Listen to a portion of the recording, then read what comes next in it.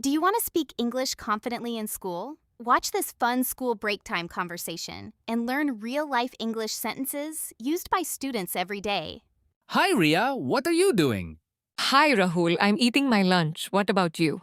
I have already finished my lunch. Now I'm talking with my friends. That's nice. Did you bring lunch from home?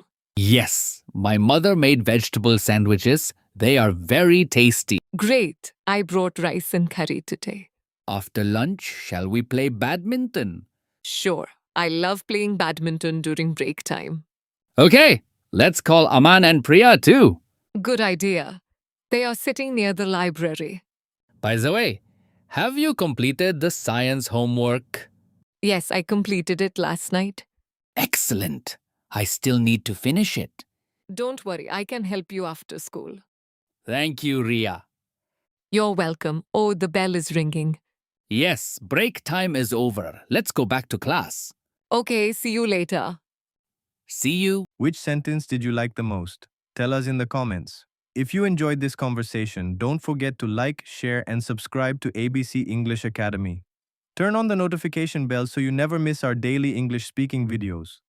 Practice English every day and speak with confidence.